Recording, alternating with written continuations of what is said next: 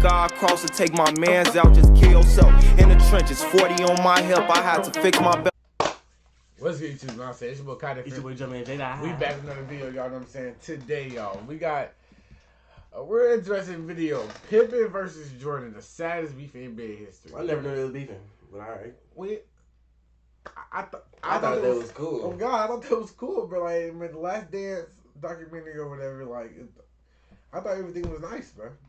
I just feel like they just make up. What we finna hear? Okay, bro. We finna see their reasons. Bet, so we finna get straight into this bit. Make sure y'all like, comment, subscribe, and now. Listen to it, you know what I'm saying? Share the video and all that. Alright, let's see what this y'all talking about.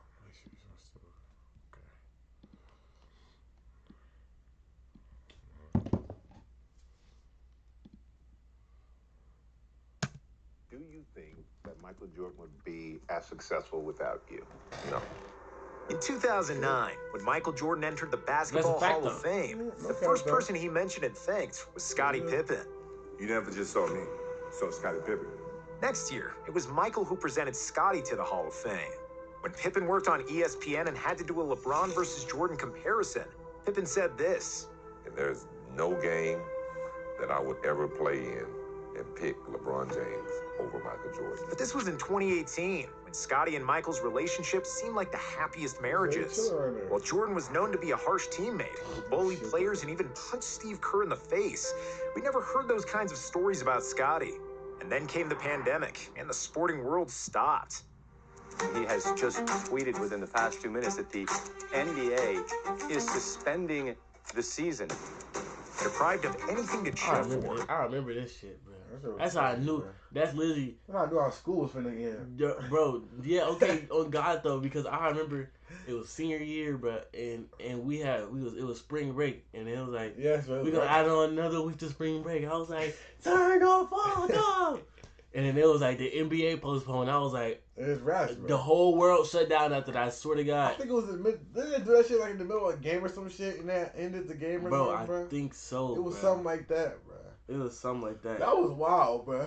As soon as the NBA shut down, I swear to God, the whole world shut down. The whole country, bro. I was like, dude, what the fuck? It was crazy. Netflix offered a 10-episode salvation for all sports fans. It was The Last Dance, a long-awaited documentary about the last season of the Bulls dynasty, with behind-the-scenes footage nobody had ever seen before. And when the documentary came out, that's when Scottie's and Michael Jordan's relationship started to change. See, The Last Dance wasn't really a basketball documentary. It was more like basketball was just a means to an end, and where historic NBA events were used to tell a preset narrative. And that narrative was to glorify the cult of Michael Jordan and his place as the basketball GOAT. The Last Dance presented basketball in a way that can be understood by non-basketball fans and casuals. What just happened? The Last Dance presented basketball in a way that can be understood by non-basketball fans and casuals. It was directed in a way that puts an individual over a team, which is not surprising, considering that director Jason Hare needed Jordan's approval to make the film, and that Jordan's presence in the film was conditioned by his control over the content. The Last Dance minimized the roles of Jordan's teammates, not properly explaining that MJ had by far the best supporting cast in the film was his team. This Paris? Yes, Paris. I crushed Ruby Rose inside the. I was tired. Not properly explaining that MJ had by far the best supporting cast in the NBA. The documentary never mentioned that Steve Kerr was the most accurate three-point shooter of all time, that Horace Grant made 4 all-defensive teams, or that Tony Kukoc was the best European player and the most versatile power forward in the NBA. The doc barely mentioned a defensive ace Ron Harper, and they completely failed to say a single thing about center Luke Longley.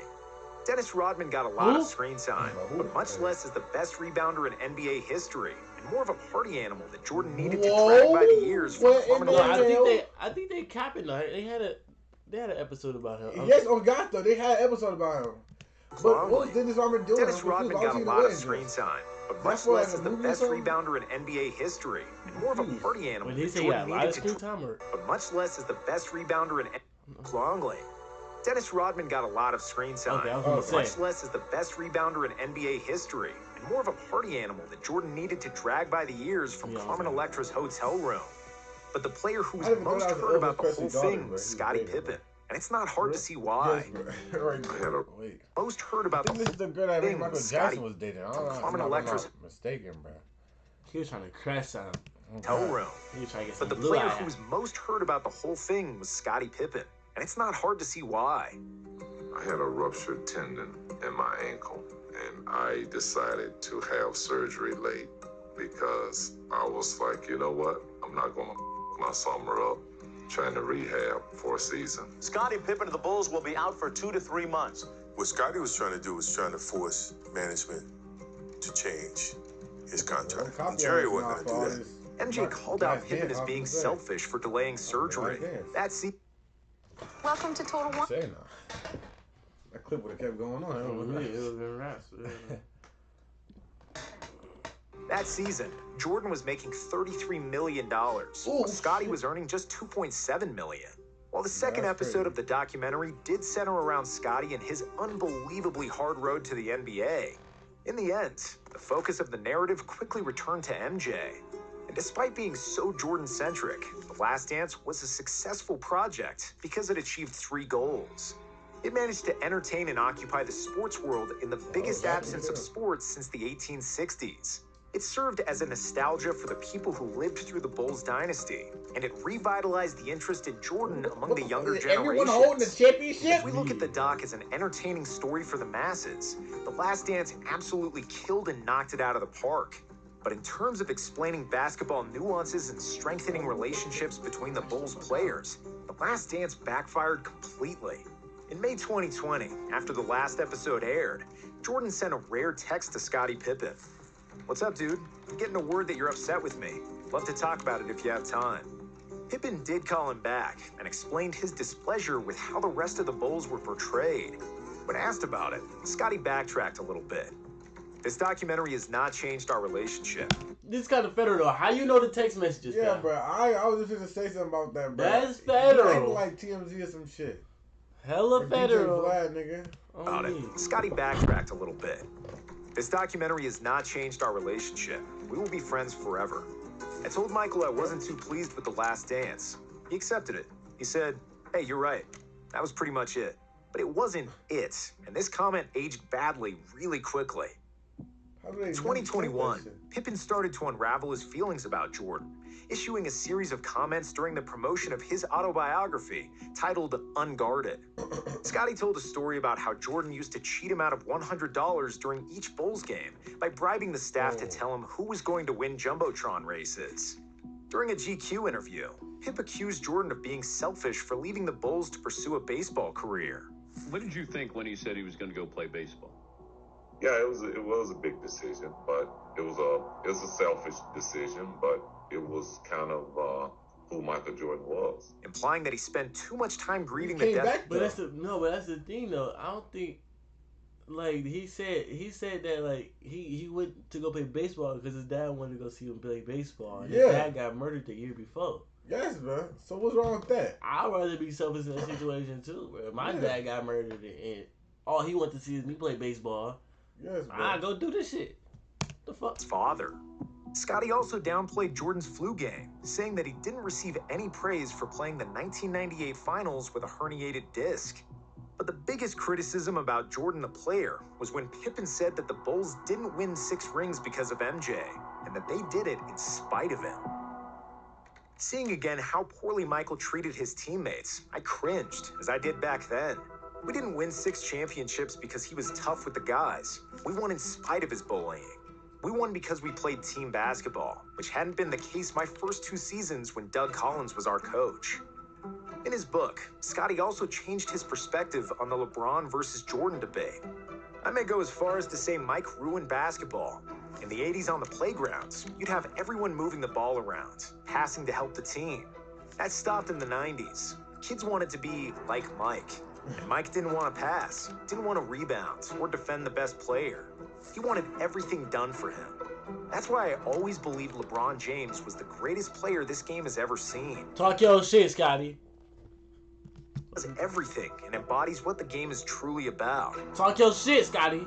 The rest of the book was even more critical about Jordan and The Last Dance, saying that every episode was the same. Michael on a pedestal, his teammates secondary, referred to as his supporting cast.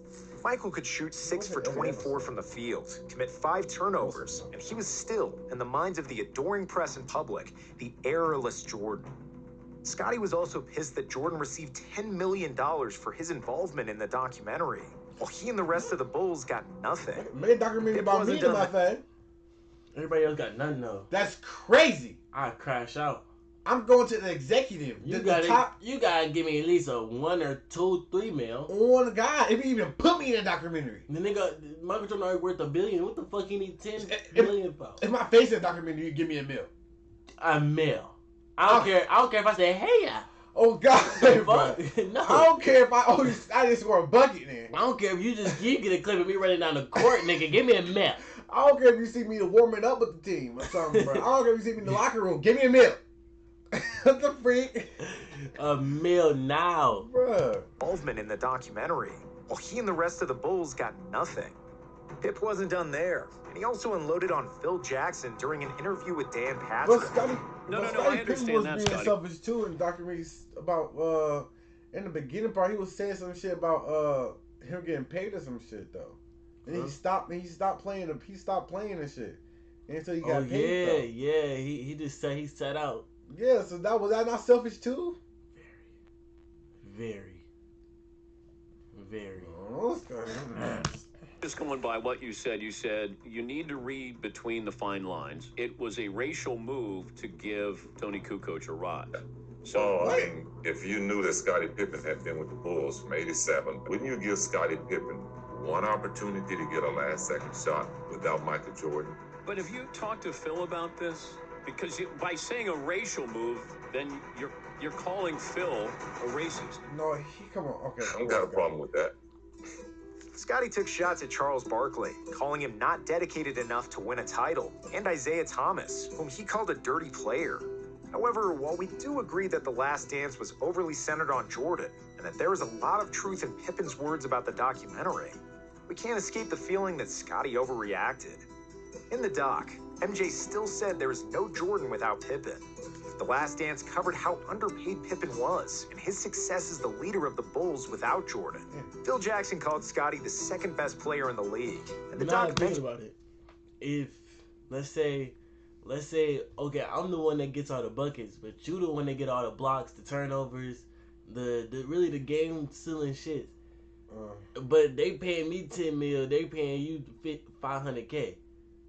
You might have a problem with that. Oh God. I ain't gonna lie. Now I'm thinking about it. Oh God. Yeah. Yeah, no cap. I'll be pissed. But Why am I getting I don't know why it was. I don't really know why it was underpaying him though. I have no I feel like he idea. was getting underpaid. It wasn't me running Michael Jordan hard though. Oh God, though. Because he was drafted first and shit. I'll look and get pissed. Dude, that's probably the reason why he just sat out in the shit. Yeah, that was the reason why he sat out in shit. Pippen guarding Magic in the '91 finals instead of Jordan. A key moment that turned the series around. So for Scottie to be going on this kind of media rampage, it just feels like a bit too much. We understand that it's hard to be the Robin to Jordan's Batman and live constantly in his shadow, and then relive that all over again in the documentary. But after the dust settled and all the insults had landed, it sounds like Pippen was just trying to say outlandish quotes to sell more copies of his book. Throughout all of Pippen's bad-mouthing, Jordan never said another word publicly. There was no statement, trash-talking, or even acknowledging that Pippen suddenly turned into his biggest hater. It was only a sign that all the bridges were burned and that their relationship was broken beyond repair. To add insult to injury, in 2022, MJ's son Marcus Jordan started dating Scottie's ex-wife, Larsa Pippen, which certainly didn't feel good for her ex-husband. Wherever Scottie looked, Jordan was sticking it to a Pippen. And it seems like his anger towards That MJ. look like Michael Jordan. Where Scottie looks, Jordan. That's real son, bro. He's trying to adopt it, fam. I ain't gonna cap. She like she get crushed from right here. She can get crushed. Okay. But I don't see no resemblance of Michael Jordan in this nigga. Like come on, bro. Not a bit. The nose, the lips. Michael Jordan had fat ass ears. And it seems like his anger towards MJ Jimmy Butler in not that stop book. anytime soon. Who got you like iPod King Carter, man? Bruh. What he are, bro. That was a good video. I ain't gonna lie. Some stuff I didn't even know. But like, what the freak? Text messages? Like, how the freak get text messages? That was federal. I ain't gonna lie. Very fat. Shoot, yo, that's the end of the video. You know what I'm saying? Make sure y'all like, comment, subscribe that for the twins. Comment out the video, see if you like to put your post on the bell. We out this back. Belly trucks with semi-suck, La Harlem turn the city up. Be wild and don't get any fucks. We block stars, they